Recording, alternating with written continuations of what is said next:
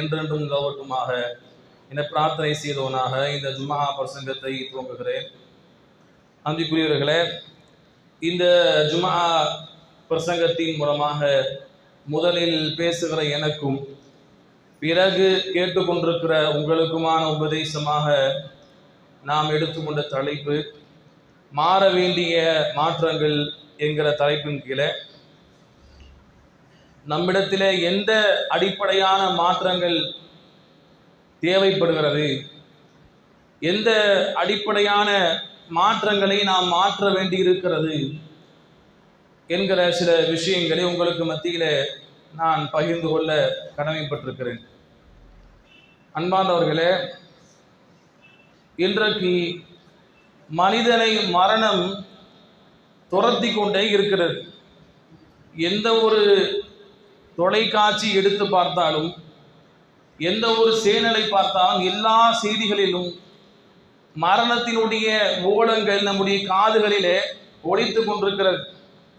நம்முடைய ஊரில் கூட ஒரே நாளில் தந்தையும் அன்று இரவு மகனும் இறந்த செய்தி நாம் பார்த்தோம். நினைத்து பார்த்திருப்பார்களா? நல்ல முறையில் நாளைக்கு நோன்பு பெருநாளை கொண்டாட வேண்டும் என்று அவருக்கென்று புதிய ஆடை எடுத்து வைக்கப்பட்டிருக்கிறது. அந்த புதிய ஆடையை நாம் அணிவோமா, அல்லது நமக்கு அந்த புத்தாடைக்கு பகரமாக கஃன் துணி அணிவிக்கப்படுமா என்று கூட தெரியாது. இதுதான் உலக வாழ்க்கை. அதே போல நேற்றைய நாள் குஜராத்துடைய மாநிலத்தில் அகமதாபாத்தில் ஒரு விமானம் சென்ற சில நிமிடங்களில் கீழே இறங்கி ஒரு கட்டிடத்தின் மீது மோதி அங்கே சுக்குநூறாக வெடித்து சிதறியது. இந்தியா முழுக்க அந்த செய்தி பரவலாக பேசப்படுகிறது. 242 பயணிகள், அந்த விமானத்தை இயக்கக்கூடிய நபர்கள் என எல்லோரும் இறந்து போயிருக்கிறார்கள். அந்த 242 பேர்ல 2 பேர் மாத்திரம் உயிர் தப்பி இருக்கிறாங்க. அதுல ஒரு நபர் அந்த விமானத்தில் பயணித்த ஒரு பயணி. அவரை பற்றி சொல்லப்படுகிறது, விமானம் தரை இறங்கி அந்த கட்டிடத்திலே மோதுவதற்கு சில நொடி பொழுதுகளுக்கு முன்பதாக அந்த மனிதர் அவசர அந்த வழிகளை குதித்து உயிர் பிழைத்து கொண்டார் என்று சொல்லப்படுகிறது. இன்னொரு பயணி, ஒரு பெண் பயணி, அந்த பயணி விமானத்தை பிடிப்பதற்காக வேகமாக வராங்க. வாகன நெரிசல், அந்த வாகன நெரிசலில் சிக்கிக்கொண்டு விமானத்தை நேரத்துக்கு பிடிக்க முடியல. அந்த பெண் பயணியும் உயிர் பிழைத்த செய்தி நம்ம பார்த்தோம்.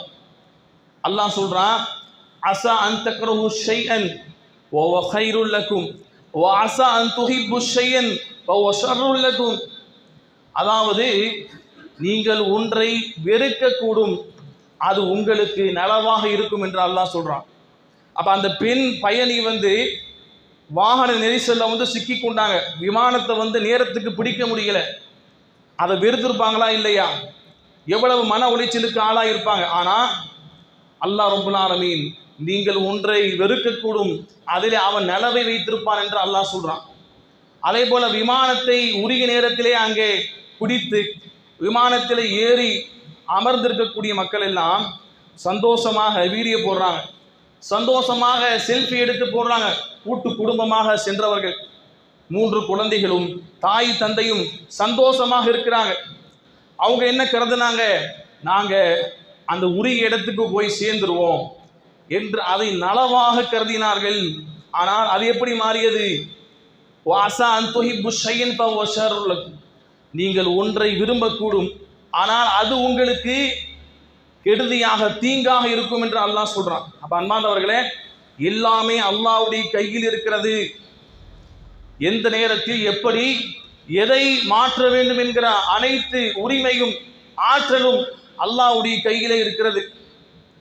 அப்படிப்பட்ட உலக வாழ்க்கையை நம்ம வாழ்ந்து கொண்டிருக்கிறோம். எந்த நேரத்திலும் மரணம் வரலாம், மரணம் வராது என்று நினைத்து கொண்டிருக்கக்கூடிய மனிதர்களுக்கு மரணம் வரும். படுத்த படுக்கையில் இருக்கிற நபர்கள் மரணத்தை தழுவாமல் நாட்கள் தள்ளி போகும். இப்படியாக அல்லாஹ்வுடைய கையில நம்முடைய உயிரை எடுக்கக்கூடிய அந்த ஆற்றல் இருக்கிறது. அன்பார்ந்தவர்களை, இதுதான் உலக வாழ்க்கை. நினைத்து பார்க்க முடியாத நொடி பொழுதில் மரணம் நம்மை சம்பவிக்கும். அதற்கு முன்பதாக ஒரு முஸ்லீமை பொறுத்தவரையில எல்லா சந்தர்ப்பத்திலும் ஒரு முஸ்லீம் தயாராக இருக்கணும், தயாராக இருக்க வேண்டும். எப்படி வெளியூருக்கு சென்ற நபர் திரும்பி தன்னுடைய ஊருக்கு செல்வதற்கு தயாராக இருந்து கொண்டே இருப்பாரோ, அந்த வெளியூரை சொந்த ஊராக நிரந்தரமாக தங்கக்கூடிய இடமாக கருத மாட்டாரோ, அதே போல நாம் எப்பொழுதுமே இந்த உலகத்திற்கு நிரந்தரமாக தங்குவதற்கு வரவில்லை. நமக்கென்று மரணம் உண்டு, மறுமை கபருடைய வாழ்க்கை உண்டு, மறுமையிலே விசாரணை உண்டு, சுவர்க்க நரகம் உண்டு. அதுதான் நிரந்தரமான வாழ்க்கை. அப்ப அந்த வாழ்க்கைக்கு நாம் எந்த நொடி பொழுதிலும் செல்வதற்கு தயாராக இருக்க வேண்டும்.